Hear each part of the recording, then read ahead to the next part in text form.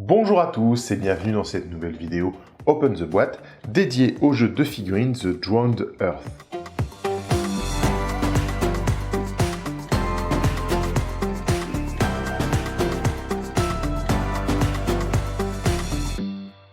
The Drowned Earth est un jeu d'escarmouche, on va jouer assez peu de figurines, ça va être entre 5 et 10, 15 pour les très grosses parties figurines, sur un plateau de 90 cm de côté, dans un monde post-apocalyptique où la Terre a été submergée par les eaux. Donc on va avoir comme ça beaucoup d'interactions avec les éléments aquatiques.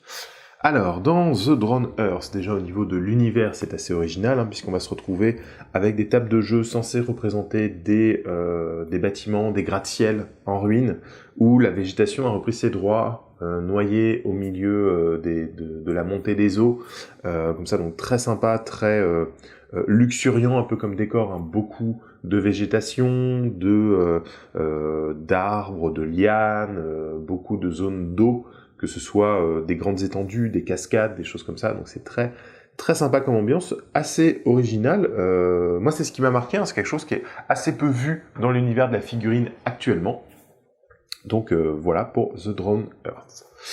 On va voir le livre de règles qui est là, donc un très beau livre, couverture rigide cartonnée, qui va donc vous expliquer les règles du jeu. Le jeu n'est pas très compliqué en soi, chaque figurine va avoir sa carte de profil, sur lesquels il va y avoir son nom, le nombre d'occurrences de la figurine possible au sein de votre bande lors du recrutement. Donc par exemple, si c'est un personnage nommé, comme ici Nyx, il va y avoir une occurrence de 1, on peut l'avoir comme un seul exemplaire. Si ça va être des recrues, des brigands par exemple, ou des chercheurs, voilà, des choses comme ça, vous allez pouvoir en avoir 1, 2, 3, voilà, peut-être plus, et voilà.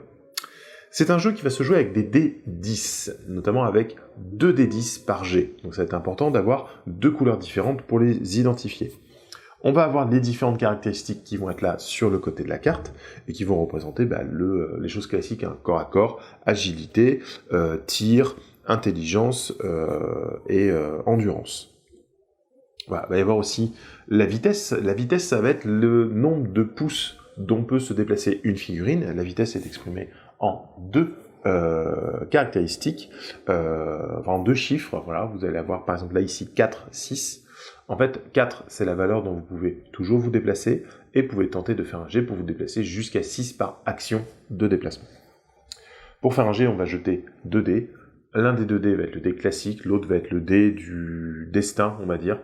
Et si votre dé classique fait moins que votre caractéristique, vous avez réussi le test. Si le dé du destin fait moins que la caractéristique, vous avez réussi le test avec un effet bonus, donc souvent qui va être la deuxième caractéristique à utiliser, deuxième valeur sur les armes, sur le déplacement, etc.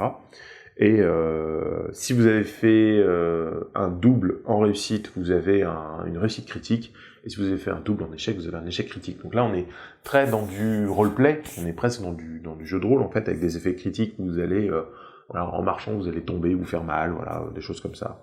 En faisant des dégâts, vous allez pouvoir vous blesser si vous faites un échec critique, plutôt que de blesser l'adversaire, donc il faut faire attention à tout ça.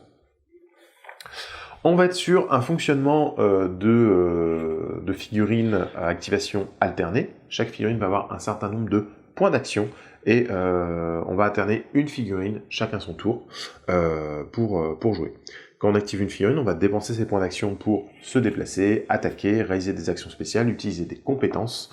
Là, il y a énormément de choses dans le jeu. Et surtout, on va pouvoir garder des points d'action en réserve, puisqu'on va pouvoir réagir aux actions des autres. Donc par exemple, si un personnage se déplace dans votre ligne de vue, vous allez pouvoir dépenser un point d'action pour réagir, par exemple, pour lui tirer dessus au moment où il arrive dans votre champ de vision. Tout comme un personnage qui va charger pour faire une attaque de corps à corps, vous allez pouvoir réagir soit en contre-attaquant, soit pourquoi pas en fuyant, en essayant de l'éviter, ou en lui tirant dessus le temps qu'il arrive sur votre position. Si vous avez plusieurs figurines qui sont éligibles à la réaction, vous allez pouvoir faire plusieurs réactions en dépensant à chaque fois un point. Alors sachant que la plupart des actions et des réactions en réussite critique ont le fait de faire gagner un point d'action. Donc ça peut être aussi sympa quand vous réussissez à faire un critique, c'est que vous faites votre action, vous la faites bien, et derrière, vous n'avez pas dépensé au final le point d'action. Voilà. Les bandes vont se jouer en général à 100 points. 100 points pour une petite partie, on va pouvoir monter à 125 pour des parties un peu plus grosses, et 150 pour vraiment de la grosse partie, mais à 150, il conseille même de passer sur une autre surface de jeu, quelque chose de beaucoup plus imposant. Voilà. Ambiance très particulière, puisqu'on va avoir beaucoup de peuples chimères, j'ai envie de dire, au sein du jeu. Voilà, on va avoir en fait des hommes gorilles, des hommes reptiles, des hommes oiseaux, même des éléphants. Donc c'est très très chouette. Et il va y avoir des dinosaures. Donc là, si vous aimez les dinosaures, je crois qu'actuellement c'est un des rares jeux de figurines qui vous propose de jouer avec des dinosaures. Dinosaures qu'on va pouvoir avoir comme monture, puisqu'il y a des règles de cavalerie dans le jeu, mais aussi dinosaures qui vont être des bêtes qui vont pouvoir réagir à ce qui se passe sur le terrain, ou qu'on va pouvoir recruter dans un certain sens. Forcément, c'est un jeu d'escarmouche qui demande beaucoup de décors. On conseille d'avoir la table remplie à moitié de décors, avec des éléments aquatiques, évidemment, des éléments grands pour pouvoir grimper, il y a des règles d'escalade, etc., qui sont très bien faites. Les règles d'interaction des décors sont très chouettes. Les règles de ligne de vue sont assez claires. Alors, je suis pas très fan, vous le savez peut-être, des lignes de vue réelles, puisque là, en fait, on va prendre la ligne de vue de la figurine et voir si un élément gêne dans la trajectoire. Par exemple, une figurine qui est surélevée vers une figurine en contrebas va très facilement avoir une ligne de vue complète sur la figurine, alors qu'une figurine en contrebas va souvent être gênée par le bord de l'élément en hauteur. Voilà, et à partir du moment où on ne voit pas la figurine en entier, on va avoir des malus. Voilà. Le jeu se joue très bien, très facile d'accès, c'est vraiment super sympa. Il y a plusieurs scénarios dans le livre, il y a vraiment de quoi faire en fait. Voilà, très très sympa, très narratif. Si vous avez envie d'un jeu où vous allez vous raconter une belle histoire, et il va y avoir des actions un peu héroïques et tout, là typiquement on peut escalader, on peut sauter, on peut nager, voilà, il y a plein de trucs très sympas. Moi c'est le genre d'action que j'aime bien avoir dans un jeu, avoir tout ça possible, c'est très chouette. Et là on a des illustrations qui sont magnifiques, voilà, c'est vraiment très très beau. Une ambiance, moi j'ai envie de me fabriquer une table, rien que pour l'ambiance, quoi, parce que le côté nature qui ont pensé droit, forêt luxuriante au milieu des gratte-ciel, avec des cascades et tout, c'est vraiment super. On va avoir des règles avancées. J'avoue que c'est mon petit coup de cœur, moi, dans ce livre, les règles avancées, puisqu'on va avoir les swings.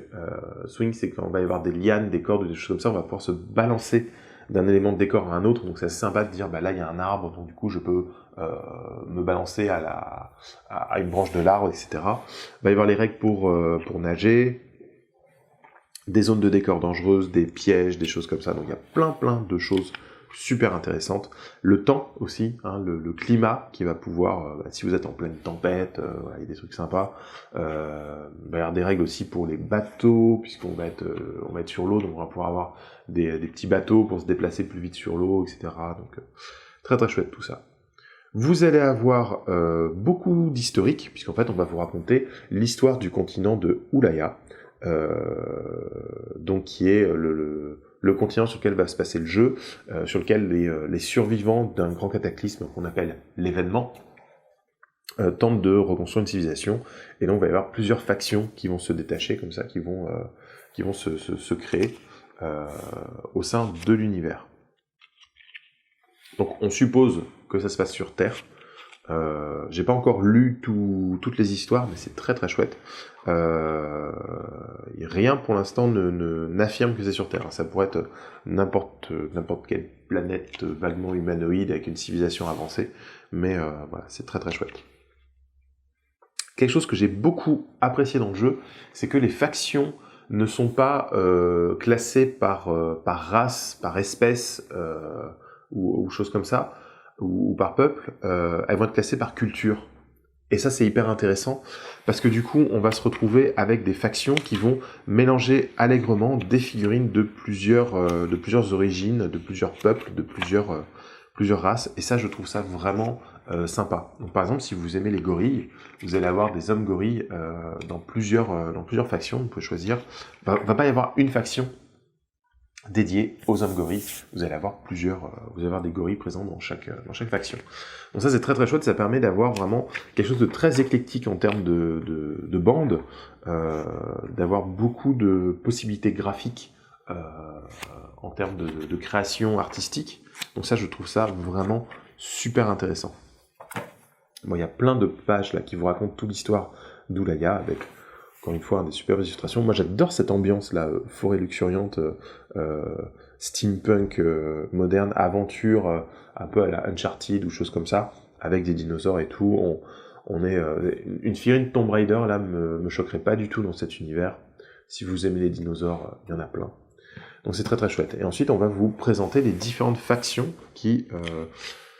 dont les membres sont reliés par des objectifs communs plus que par un lieu de naissance ou par une parenté génique, on va dire.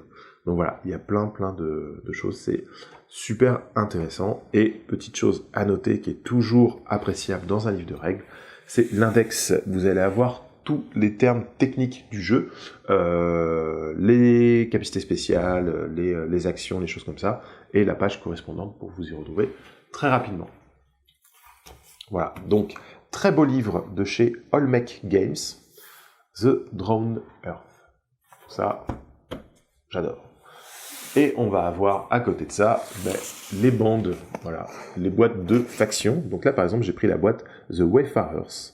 Et donc, comme vous pouvez le voir, hein, ça va être assez varié, puisque là, on va avoir 3 humains, un homme éléphant qui est gigantesque, hein, qui est une très très grosse pièce, et un homme oiseau. En termes de design, ça change, c'est vraiment très sympa.